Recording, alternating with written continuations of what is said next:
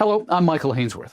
Canada needs to step up its efforts to break down inter-provincial trade barriers. Those barriers continue to hold back the country's economic potential. In his report for the C.D. Howe Institute, author and Institute research fellow Ryan Manucha says progress has been made, but it's often been slow. Ottawa needs to think of itself as not just an actor with trade barriers growing in its own backyard, but to act as a central government that is proactive at bringing together provinces to bring down trade barriers amongst them as the central government in a federation. Are you confident we can do that? If not now, it will not happen. Ryan joins us now. Thank you for joining us. Thank you so much for having me, Michael. Sounds like a naive question, but why so slow? Canada is the world's second largest country by landmass. To keep the Canadian project together, you necessarily need local governments, provinces, territories to be able to regulate in light of local conditions and local circumstances. But it's that same power to regulate that gets abused and turns into the creation of regulatory fiefdoms. So what we're really trying to do here with the internal trade discussion is asking Canadian governments to be better angels of their nature, almost ask them to think of the collective, the national prosperity, and even provincial self-interest and say, hey, you've got to be able to create rules that kind of tie your hands behind your back and prevent the blockage of trade flows between provinces and internally more generally. I suppose what people don't realize is that the trade between provinces is actually substantially greater than it is with the Americans. Yeah, but in normal times, when a politician in Canada stands up and says, let's focus on the 40 million person economy instead of the 340 million behemoths south of the border, folks would look at that politician and say, are their priorities correct? Is their head screwed on straight? But it was only with the election and change of the administration south of the border that we saw politicians with the tariff bellicose and belligerence that it became sane to say, let's rethink the East-West linkages. No one who's been on this file for a while has ever suggested that you could replace domestic trade with the United States. That'd be crazy, and it's a crazy prospect. But that doesn't mean that it's not worth doing, that it's an important source of growth and prosperity, and that you don't have to go to Mar-a-Lago or Washington, D.C. to secure that. It's funny. I thought you had flipped the ratio there in your answer, but no, you haven't. We do need to be focused on breaking down these trade barriers. We've got our own internal trade organization, and within it, the Regulatory Reconciliation and Cooperation Table, made up of the provinces and territories, is meant to harmonize these regulations. But without a timeline, without teeth, can it actually be effective? We need a stronger internal trade apparatus. So we have a little-known internal trade court where small and medium-sized businesses can launch claims against governments who are not living up to their commitments under the Canadian Free Trade Agreement. Look, Canada decided that, hey, we're not going far enough in internal free trade. This was back in the 90s. And we said, let's resort to an internal free trade agreement. We're pretty good at negotiating these internationally. Let's bring one in-house and use it to govern the relationship amongst the provinces. And with that came the creation of an internal free trade court.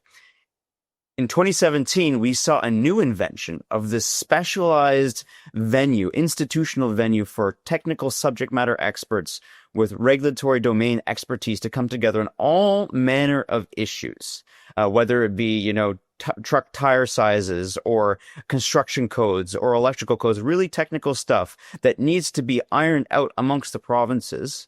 And you need a specialized venue for this. We saw its inspiration out of the one between Canada and the United States, the RCC that was invented in 2011. And again, we said, great invention internationally. Let's domesticate that and use it for amongst ourselves. We are seeing progress. Ottawa has removed all 53 federal exemptions from the Canada Free Trade Agreement that inhibits interprovincial trade. Where are we on provincial carve-out? All you do by inserting an exemption under the Canadian Free Trade Agreement is you're saying, hey, I can't be brought to internal trade court because of breaching it. So for a while, just to make this very concrete, for a while, the federal government had as an exemption to the Canadian Free Trade Agreement that Canada Post would be a monopoly in the carriage of letters to homes. I don't see any province or territory jumping up at the opportunity to deliver letters to homes. but that was an exemption and that was removed. And you only say two things. Was that really a meaningful exemption? But second of all, you say you only care about the exemption so that you can't be attacked in the internal trade court. Well, here's this, Michael. There have only been 13 cases brought before the internal trade court since 1995. Right? That's not very many. And so it's a risk-adjusted decision to remove an exemption. You can leave the underlying you can still have the monopoly for letter carrying to Canada Post. You don't have to remove that, but you just remove it as an exemption and you get seen as having done something on internal trade. So I think I'm very cautious about actually saying whether or not removing of exemptions is moving the needle. But again, I don't discount it being a good signal of direction and intent. So from the point at which the American regime made it clear that it had intended to drive our economy into the ground so it could take us over, how much progress have we actually made on interprovincial trade? The biggest sea change that has happened has been the introduction of the mutual recognition legislation in parliaments across legislatures across the country and now at the federal government, parliament. What is this mutual recognition legislation? It's legislation that says if the good or service was certified for the purchase or for sale or consumption in another province, it's good enough in ours, right? Think about it: a soccer dad driving from Quebec to Ontario for a tournament for their kid. We don't ask them to pull over at the Quebec-Ontario border and do a quick roadside test before they're allowed to go on to the tournament. We recognize that driver's license from Quebec and deem it okay. So it's fine. It's that same principle. When I go break my leg hiking Jasper, I'm not going to say I don't trust the Alberta doctors. I want to medevac back to Ontario. That's not really what we think about. So it's applying those principles as a means to liberalize internal trade. And this was a concept, mutual recognition, credit where credit is due. It's been circulating in policy circles for decades. Jason Kenney, then Premier of Alberta, certainly popularizing it. But it was in papers and memoranda, and I never thought it would see the light of day. But within the past 6 months, it's been tabled as legislation and even passed in some legislatures as governing law. That was the long answer. But I'm not quite sure what the short answer is to the question of have we made significant progress? Yes. The passage of mutual recognition legislation has been remarkable. The tabling of the federal bill C5 to remove internal trade barriers, again, a concept that was in academic circles, was applied. And it's saying but here's the question, Michael. We can have the passage of these laws, but it really comes down to the regulators to actually apply the spirit of the laws. I'll give you a concrete example: meat inspection. So when I sit down at a restaurant in Ontario, in Ottawa, and I order a roast beef sandwich, I do not ask if that roast beef came from a federally or a provincially certified abattoir. Yet that distinction makes all the difference as to whether or not that roast beef sandwich can be sold into Gatineau. Either we're admitting that there's a problem with how Ontario sort of licenses its abattoirs, or the federal government and the provincial governments need to align on the standards. And so what this is saying, this federal legislation could tackle the fact that only meat from federally licensed abattoirs can flow into Gatineau from Ontario. But it might not. There's a lot of veto power, a lot of discretion being left to regulators under the bill. So, Michael, I reserve judgment in partial respect. Okay, so Ontario, by example, has adopted more than 1,700 technical adjustments with this new national code. Have we been able to quantify the impact? Have we been able to quantify the benefit to the changes we've made since the American regime announced its targeting Canada?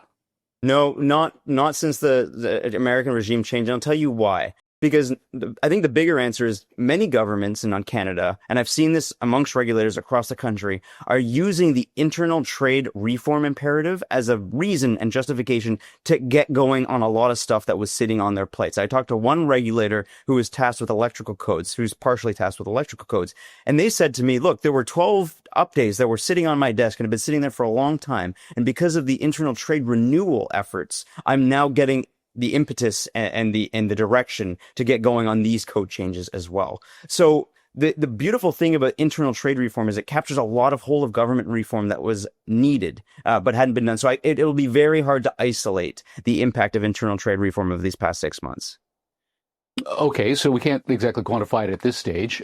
We now have the One Canadian Economy Act passing the House of Commons.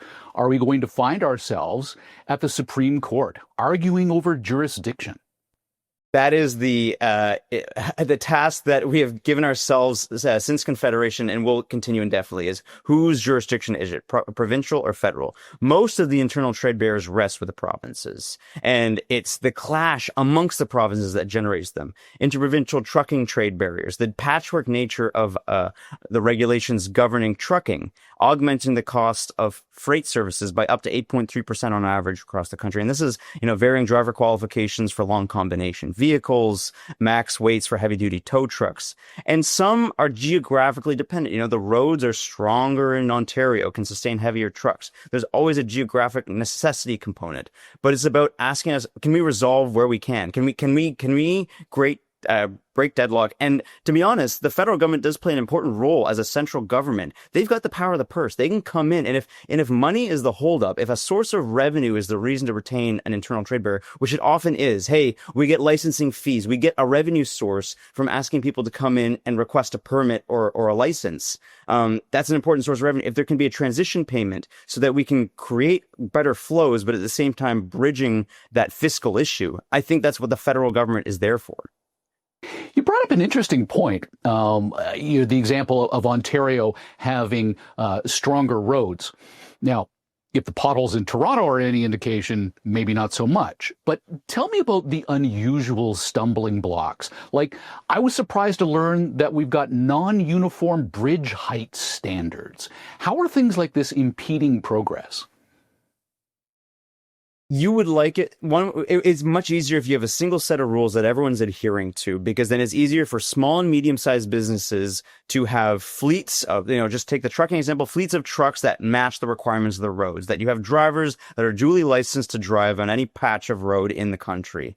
But you get these geographic variations and historical fixtures. You get bridges in Quebec that can't sustain the types of trucks that might be able to travel through Ontario. You have the winter frost and thaw affecting roads differently between Quebec and Ontario, and the prairies, meaning that the same truck could produce more wear and tear in the prairies than in Ontario. And these are, products of the vastness of our landscape. So the question becomes, who bears that additional cost? I don't blame Manitoba for standing up and saying, look, I don't mind bigger and heavier trucks, but it's going to cost me more to allow these to come through. Am I on the hook for this? We're all benefiting from internal trade prosperity. And that's where the central government, as like this coalescing figure who can sort of see where the costs and benefits are falling, come in and make, honestly, those bridging payments, in order to just sort of unlock where needed.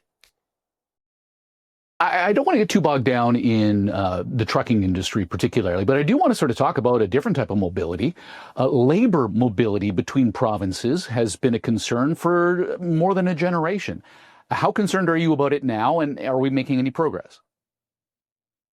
We just saw the financial services regulator in Ontario release an express entry pathway at the beginning of this month, to allow, and the financial services regulator in Ontario, insurance adjusters, mortgage brokers, being able to provide an express entry because of the legislation and the wave of reform we've seen over the past few months, to make it easier for those qualified for those occupations and those industries elsewhere to come into Ontario. This is new. We have not seen this kind of innovation and like advanced boldness where it's almost a 0-day service standard that they're offering, right? You come in, you deposit your notification, and you are deemed recognized to be able to practice as in your certified occupation immediately.